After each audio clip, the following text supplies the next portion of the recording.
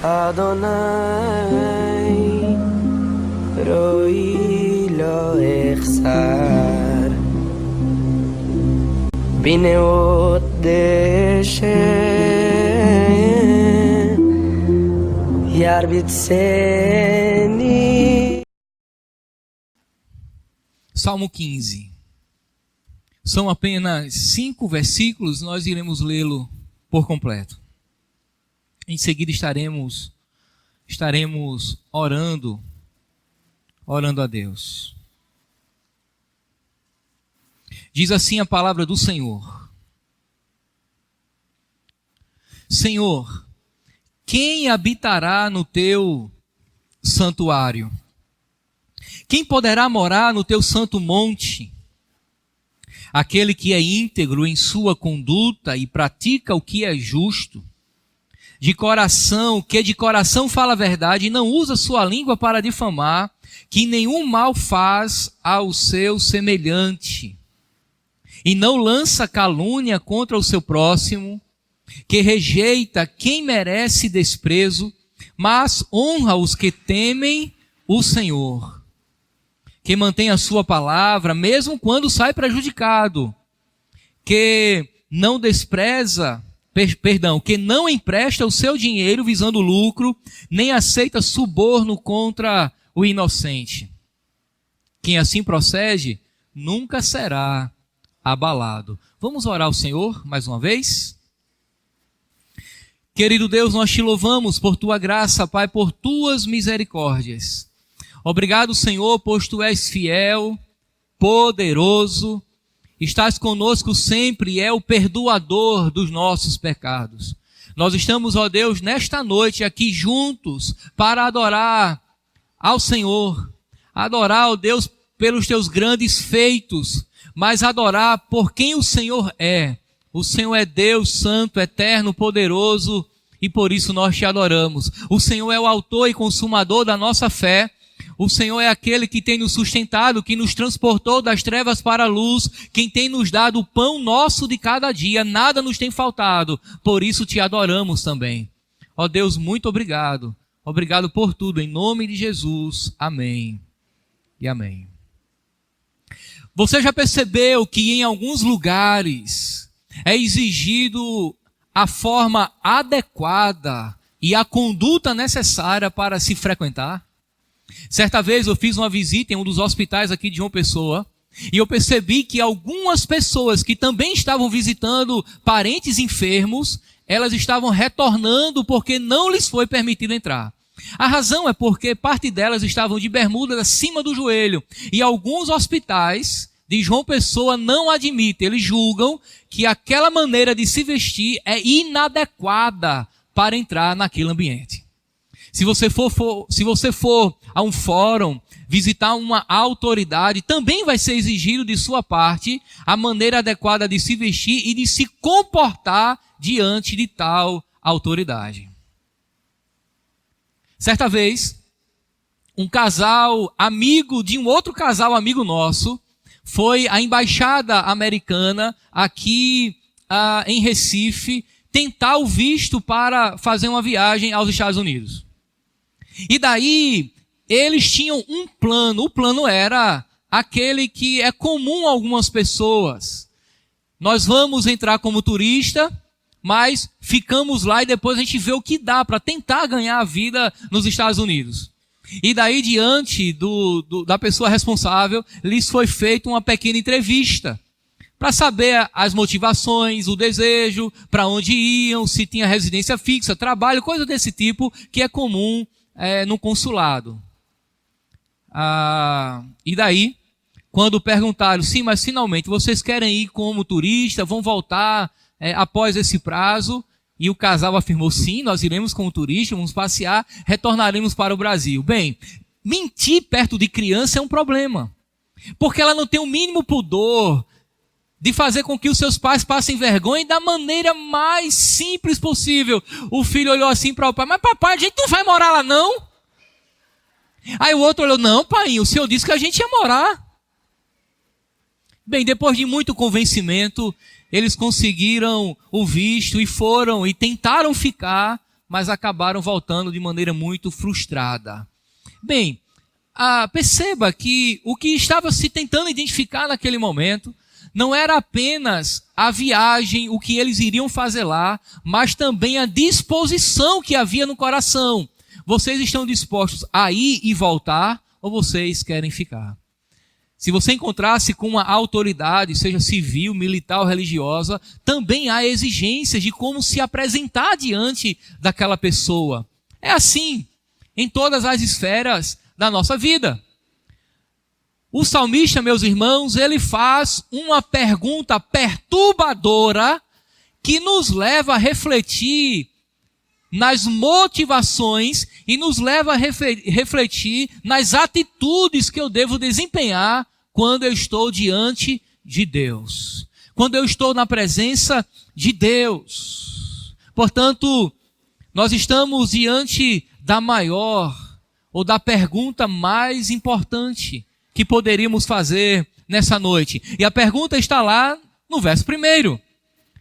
Quem habitará no santuário do Senhor? Ou quem habitará no teu santuário? Quem poderá morar no teu santo monte? Essa pergunta, meus irmãos, é perturbadora porque ela aparentemente tem uma pergunta fácil e o salmista ele se preocupa em responder. Mas as conclusões, elas não são tão simples assim e nós vamos ver como isso acontece.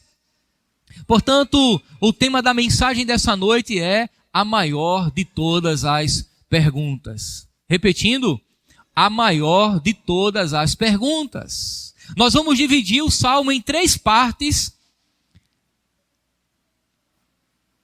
Primeira parte, o verso 1, a pergunta. A segunda parte, do verso 2 ao 5, a resposta da pergunta feita no verso 1. E no final do verso 5, nós temos uma afirmação. Vamos entender o porquê dessa pergunta. Alguns estudiosos entendem que esse salmo, ele era um salmo litúrgico. Ele era um salmo que era utilizado na liturgia quando o culto a Deus foi restaurado a partir do reinado de Davi. Alguns dizem que eles entoavam esse cântico à medida que eles se reuniam para encontrar-se com Deus no templo. E daí, quando Davi, porque o salmo é davídico, ele diz: Senhor, quem habitará no teu santuário? Muito provavelmente, Davi está se referindo àquele santuário que precedia o templo que fora construído pelo seu filho Salomão. Você sabe que quando a arca volta para Jerusalém, Davi constrói um tabernáculo, Davi constrói uma espécie de cabana para proteger a arca da aliança. E era naquele lugar que eles tinham encontros com Deus, com a glória de Deus. Não era ainda o templo que fora construído por Salomão, também não era aquele tabernáculo construído por Moisés lá no deserto. Não.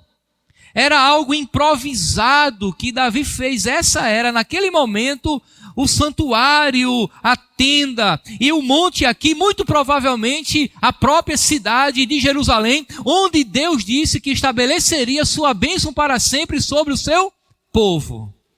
E a pergunta, meus irmãos, é quem vai encontrar-se com Deus? Quem está apto?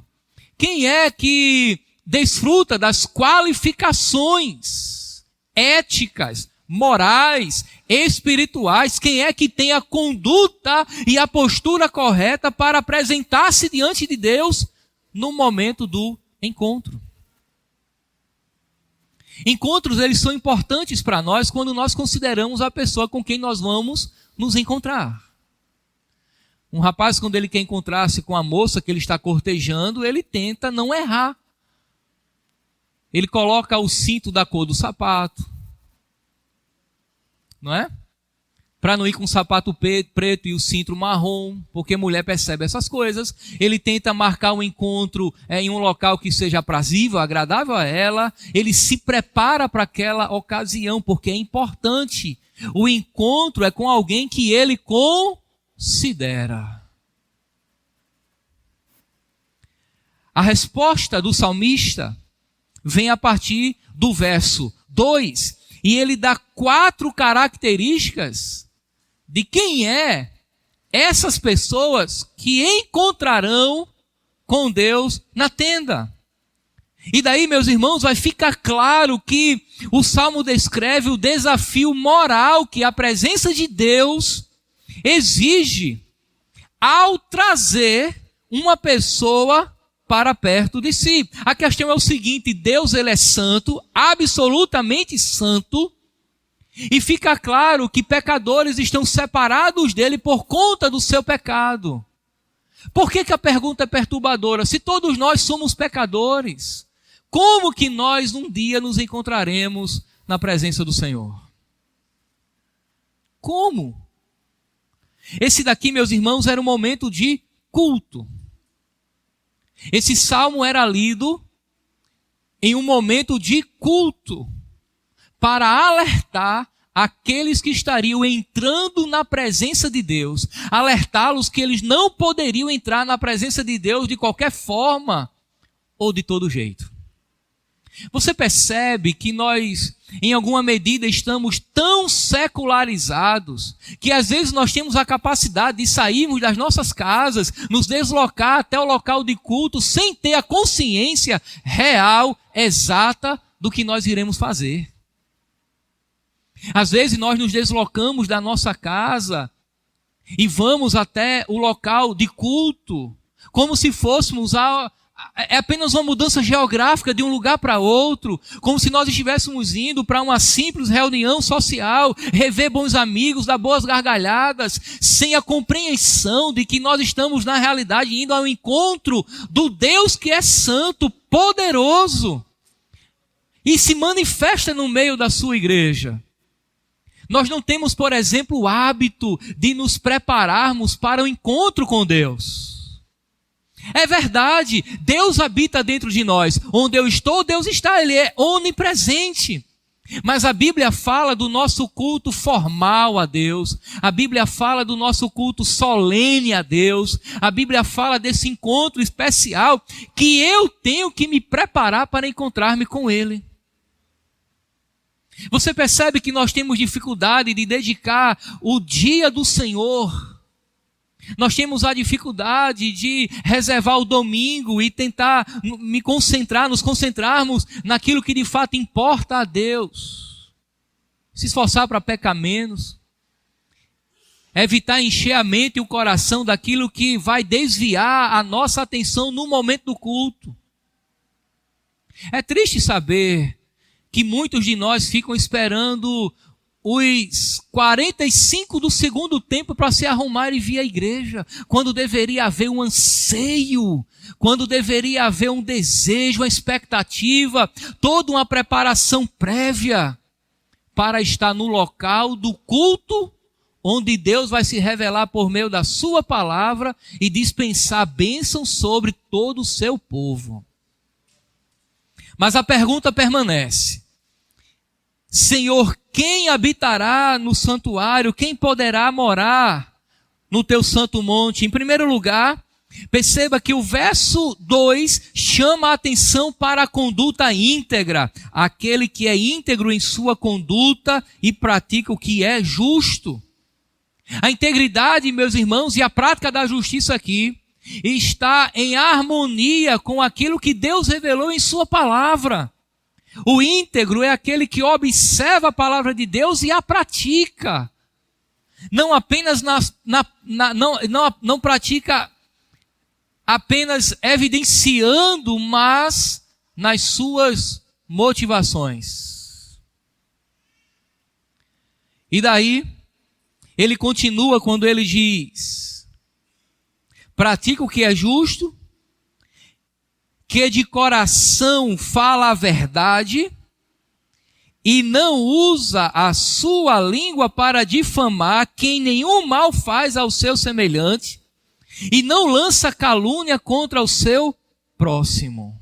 Muito bem. Segundo o salmista aqui, aquele que vai habitar no santuário do Senhor, que vai morar no monte do Senhor, em primeiro lugar, são aqueles que não prejudicam o seu próximo. São aqueles que não difamam, nem prejudicam, nem lançam calúnias e afronta contra o outro, o próximo. Meus irmãos, perceba que ele faz uma associação aqui da prática do falar mal do outro com a motivação do coração em desejar mal para o outro. Perceba que de coração fala a verdade. Ele está chamando a atenção para as intenções profundas do coração, da alma. Aí depois ele vai para o órgão difamador e não usa a língua para difamar. Bem, você sabe, o salmista está combatendo a fofoca. É claro, Deus não recebe fofoqueiros em sua presença. É isso que ele quer dizer. Deus também não recebe em sua presença aqueles que no coração intentam mal contra o próximo. É claro que ele não recebe isso. Aqueles que aproveitam as circunstâncias e agem com deslealdade em relação ao outro. A relação é simples. Se você não respeita o outro, é porque você não respeita a Deus. Se você fez uma associação bíblica do que o salmista está dizendo aqui com os 10 mandamentos, e também com o que Jesus ensinou lá no Sermão do Monte, naquilo que chamamos de a ética do reino, você fez corretamente. Perceba que nos 10 mandamentos, há mandamentos que correspondem diretamente à glória de Deus. Não farás para ti imagem de escultura, por exemplo. Mas em seguida, o próprio Deus chama a atenção para o respeito com o próximo. Você não deve cobiçar o que é do próximo, não deve cobiçar a mulher do próximo, porque o próximo é importante. De maneira que se a minha relação com Deus não for uma relação de integridade, a minha relação com você também não será uma relação de integridade. Se eu tenho a capacidade de trair um amigo, de difamar o seu nome, de lançar uma fofoca ou espalhar uma inverdade sobre ele, significa que também eu não tenho integridade diante de Deus. Uma coisa não está desassociada à outra.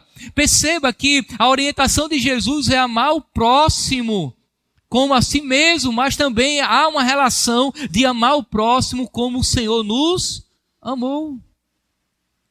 Mas ele continua aqui e dá uma segunda característica. Essas pessoas que estarão na presença de Deus, que são recebidas pelo próprio Deus no culto, são cuidadosas na sua avaliação dos outros. Olha só o que diz aí, verso 4. Que rejeita, quem merece desprezo, mas honra os que temem ao Senhor.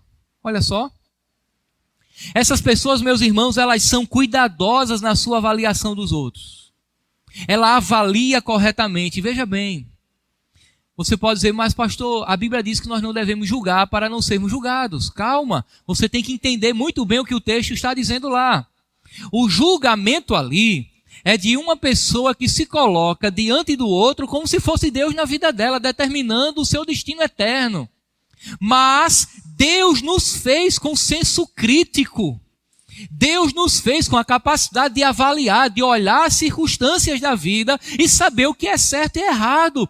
E Deus nos dá a capacidade de olhar para a conduta do irmão, de perceber a atitude do outro e discernir se aquilo convém ou não convém.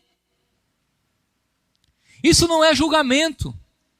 É por isso que há uma instrução apostólica para que haja um exortamento mútuo, uma exortação mútua do cuidar um dos outros. É bíblico você avaliar a conduta das pessoas e aprovar ou reprovar caso elas estejam correspondendo à lei de Deus ou não.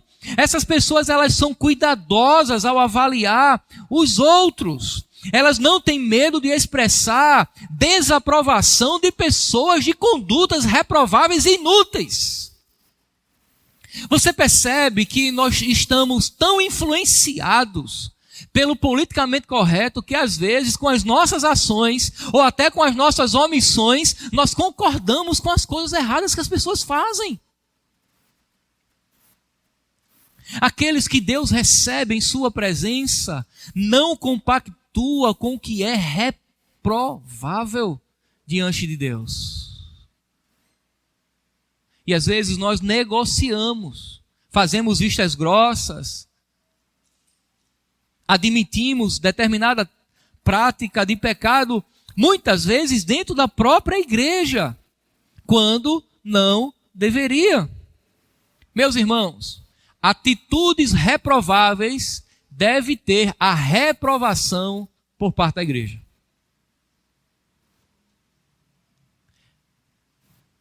E assim a igreja ela é recebida na presença de Deus. Mas calma, tem muito mais. Em seguida, tem uma terceira característica. É porque essas pessoas elas são fiéis às suas promessas.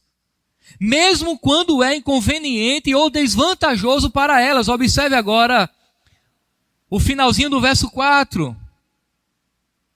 Que mantém a sua palavra, mesmo quando sai prejudicado. Você lembra quando Jesus falou que a palavra de um justo, de um crente, ela é sim, sim e não, não? Isso aqui é desafiador também à nossa existência enquanto cristão. Isso aqui é desafiador porque nós somos tendenciosos a mudar de ideia, a negociar a verdade, desde que sejamos favorecidos. Basta nos encontrarmos em uma situação de ameaça. Basta nos encontrarmos em um contexto em que permanecer firme na verdade pode me trazer prejuízo, que nós somos tentados a declinar. Seja pressionado em um mal feito que você fez, por exemplo. Às vezes nós só confessamos os nossos pecados quando nós somos descobertos. E confessamos quando chegamos à conclusão que ficar calado, o prejuízo é maior. Porque nós somos muito protecionistas. Nós nos protegemos demais. E a verdade pode variar no nosso coração, desde que possa trazer um benefício ou não, mas não pode ser assim. Aquele que é trazido à presença de Deus e aceito por Ele, não negocia a verdade, mesmo que possa sair no prejuízo. Mas pastor, se eu andar na verdade, se eu praticar a justiça, se eu for íntegro e reto, nada vai me abalar, eu nunca vou ter problema. Onde isso existe? Nós vivemos no mundo que a Bíblia diz que jaz no maligno. Não é no mundo fantástico de Bob. Não é na terra do nunca, com Peter Pan e a Sininho e seus amigos. Não é. Nesse mundo, sustentar a verdade, em alguma medida, é sim trazer prejuízos. Jesus falou, no mundo tereis o quê? Aflições. E às vezes, meus irmãos, as aflições vêm à nossa vida porque nós estamos respaldados na verdade. Porque há pessoas que amam muito mais as trevas do que a luz. E quando as suas más obras são reveladas, através da luz do Evangelho, elas se levantam furiosas contra nós e contra a igreja. Nós não podemos negociar a verdade nunca, jamais, mesmo que isso nos traga algum prejuízo. Foi Jesus quem disse que quando passássemos a servi-lo com todo o coração de toda a fé, pai se levantaria contra filhos, filhos se levantaria contra pai, irmãos contra irmãos. Traria uma espécie de um desequilíbrio, porque agora nós defendemos a verdade. Essas pessoas que se encontrarão e que são aceitas na presença de Deus no momento do culto, elas não negociam a verdade, mesmo que isso lhes traga prejuízo, elas permanecem fiéis. Mas há uma quarta característica aqui ainda. é que essas pessoas jamais exploram os pobres ou oprimem os inocentes. Observe lá no verso 5 agora. Que não emprestam seu dinheiro visando lucro, nem aceita suborno contra o inocente. Ela pode ter até uma condição financeira superior à do outro, mas ela não se aproveita disso. Ela não tem dificuldade em dar ou emprestar sem esperar o retorno. Ela não oprime o pobre. Ela não visa lucro em cima da desgraça, da miséria e da pobreza do outro. Muito pelo contrário. Ela quer ajudá-lo. Ou se ela não pode fazer, ela não faz. Mas ela não é uma exploradora, não é um ganancioso. O seu coração não está no lucro exorbitante. Ele respeita a condição do outro. Dê uma lida depois na carta de Tiago, e você vai entender muito bem isso daqui, quando Tiago diz, olha, o pobre glorie-se na sua pobreza, na sua dignidade, é o que Tiago quer dizer. Porque há pessoas que não têm absolutamente nada, e a única coisa que lhe resta é a sua dignidade, é a sua conduta, é a sua postura de ser gente e de ser pessoa honesta. Enquanto que aos ricos, Tiago vai dizer que eles estão preparados como sendo novilhos para o dia da matança, porque eles oprimem os pobres. Tiago está dizendo, no dia do juízo, a devida paga está preparada para vocês. Quantos não enriquecem à custa da pobreza e da miséria do outro? Ricos e pobres sempre haverão, não tem como fugir disso. Mas tanto ricos como pobres, eles devem viver de maneira a temer a Deus, que é quem rege e governa todas as coisas. A pergunta perturbadora ainda permanece. Agora veja bem, quem aqui nunca falou mal do outro? Fique de pé. Ou fique sentado, que é o meu caso. Quem aqui nunca avaliou mal o outro ou concordou com o mal feito? Quem aqui nunca faltou com a verdade? Quem aqui nunca agiu com usura? Quem aqui está livre de qualquer um desses elementos que foram apresentados? É perturbador, irmãos, porque quando nós lemos isso, nós nos colocamos na condição de completamente inabilitados a estar na presença de Deus. Porque se formos julgar pelos nossos pecados, absolutamente ninguém que está dentro desse recinto, a começar de mim até o último lá na porta, estaria na presença de Deus. E daí, meus irmãos, essa reflexão de que todos os seres humanos estão cerrados debaixo do pecado, logo não há nenhum que esteja ou que seja justo a estar na presença de Deus, nos leva à conclusão de que o salmista está pensando em alguém específico. Se ninguém é justo, se ninguém vai chegar à presença de Deus, meus irmãos, o Salmo, ele é mais do que messiânico, ele está pensando em uma pessoa específica, um justo, um santo, um que por si mesmo tinha direito de estar na presença de Deus, diferente de todos os seres humanos que não têm nenhum mérito a estar na presença de Deus. Ele está pensando no Messias, ele está pensando em Cristo. A pergunta, meus irmãos, é perturbadora e a resposta é: Jesus pode estar na presença de Deus. Jesus está na presença de Deus. Ele é puro, ele é santo, ele nunca contou uma fofoca, ele sempre avaliou corretamente o coração impuro dos seres humanos. Ele nunca oprimiu o pobre, muito menos faltou com a verdade para lhe proteger. Quando lhe perguntaram quem ele era, ele nunca negou, mesmo em face da morte. Jesus é aquele que entra na presença de Deus. E onde é que nós ficamos? Se você acompanhou muito bem a nossa exposição na carta aos Hebreus, quem não acompanhou, vale a pena ver de novo. Acesse o canal do YouTube e assiste tudo novamente. E você vai aprender que Jesus, ele é o grande sumo sacerdote. E que se nós estamos hoje, aqui, agora, na presença de Deus, é porque nós estamos nele.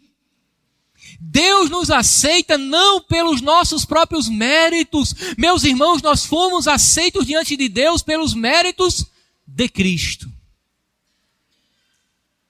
Aquele que está em Cristo, nova criatura é.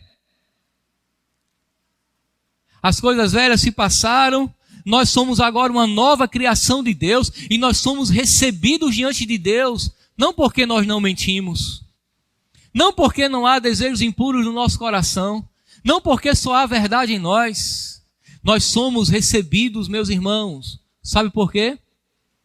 Porque a obra redentora de Deus foi aplicada em nossa vida, de Cristo foi aplicada em nossa vida. Nós somos recebidos por Deus porque a verdade de Cristo é revelada em nós. A mente de Cristo está em nós, a vida de Cristo está em nós, a conduta de Cristo está em nós. Ele imputou a sua justiça à nossa vida, e todas as vezes que Deus, no momento de um culto como esse, olha para uma congregação de pecadores, Ele não vê mais pecadores impenitentes, mas vê a justiça de Cristo ministrar na vida da igreja, logo Ele nos recebe. Está escrito na carta aos Hebreus, nós fomos recebidos na presença de Deus pelo novo e vivo caminho, pelo sangue de Jesus.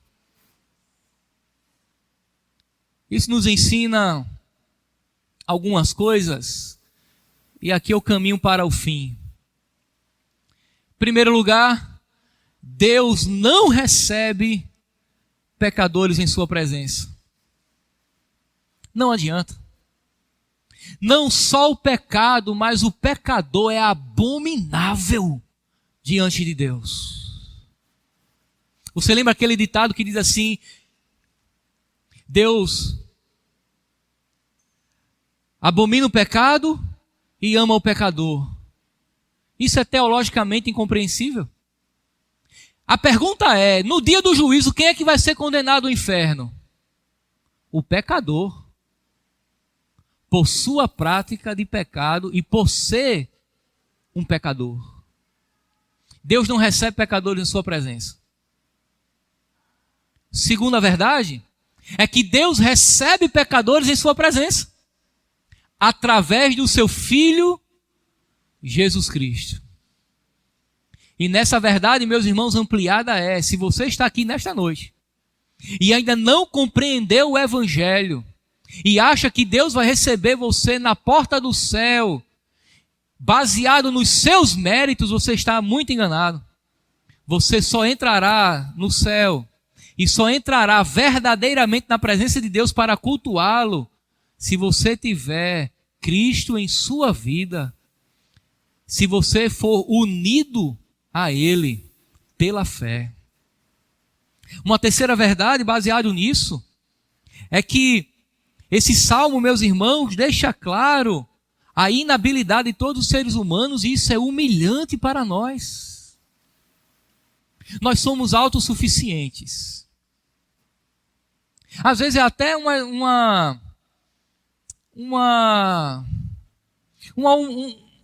certa humildade, mas uma certa soberba camuflada no nosso coração, quando melhora um pouco a condição de vida, logo a gente quer dar uma carteirada, não é? Você sabe com quem você está falando. Você sabe quem eu sou. Os seres humanos gostam dessa coisa. Fale comigo porque eu sou advogado, falo direito. Eu sou doutor. Você sabe quem é o meu amigo. Nós gostamos dessas coisas. Mas diante de Deus, meus irmãos, essas coisas não acontecem. Ninguém vai apresentar o seu nome arrolado no hall de membros da igreja para entrar na presença de Deus. carteira de membro, não vai adiantar. Árvore genealógica, também não vai adiantar.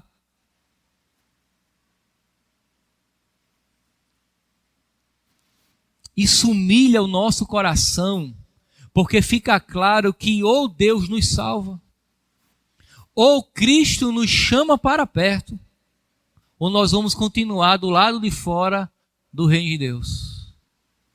E isso é humilhante.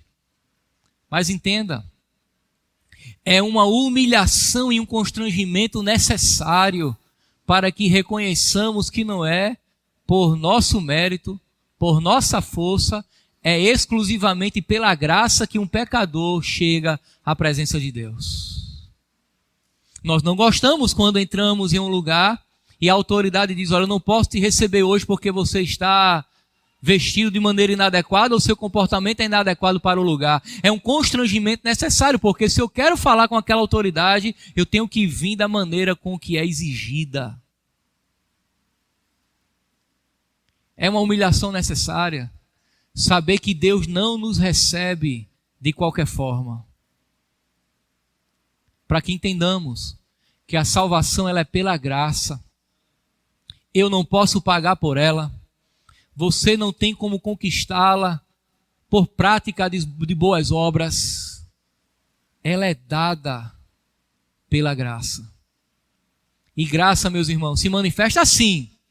Quem não merece, recebe. O que é que eu preciso fazer para alcançar a graça? Precisar dela. Eu não consigo comprar. Ninguém vai chegar lá por meio de conchavos eclesiásticos, nepotismo eclesiástico. Não.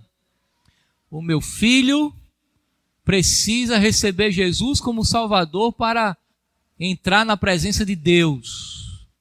Se ele apresentar as credenciais do pai de como pastor, ele vai ficar fora e vai para o inferno. Simples assim. Por fim, meus irmãos, este salmo, ele exalta a pessoa de Cristo como sendo o único mediador entre Deus e os homens e o único capaz de trazer pessoas à presença de Deus. E termina com uma afirmação, a terceira parte do salmo, quando diz: quem assim procede nunca será abalado. O nunca será abalado aqui, dizem a maioria dos estudiosos, que é uma referência à segurança eterna no dia do juízo. Em outras palavras, aquele que estiver em Cristo permanecerá diante de Deus e não será condenado. Amado ouvinte da palavra de Deus, se porventura houver alguém aqui nesta noite que ainda não tem convicções firmadas no Evangelho, não tem certeza de quem é diante de Deus, se está dentro do reino, se está fora do reino, se foi salvo por Jesus Cristo, se não foi salvo por Jesus Cristo, a recomendação para você é creia.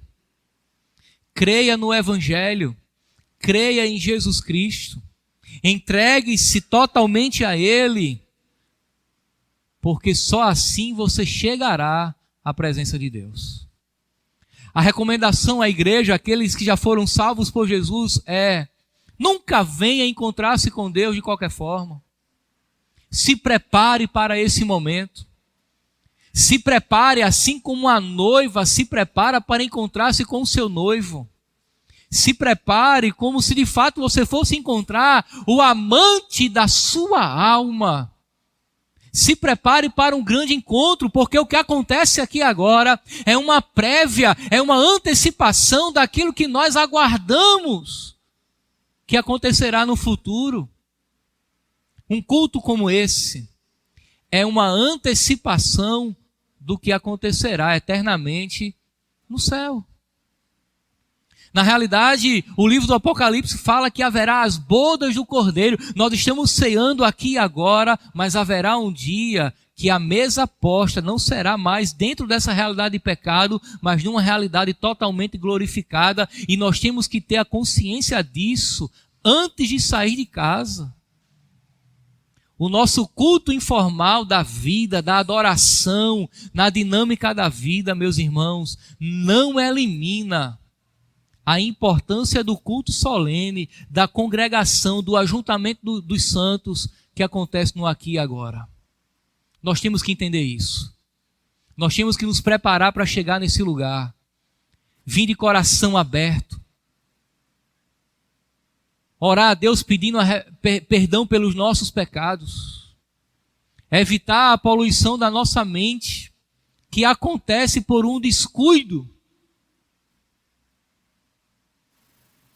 Uma vírgula antes de sairmos de casa.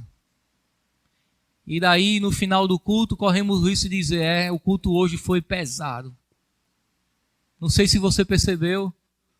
O culto foi pesado, não fluiu, a palavra não fluiu, o louvor estava meio amarrado, meio pesado. Tem como ser leve? A gente acorda no domingo de manhã, não se prepara para encontrar-se com Deus e a congregação, já não vem.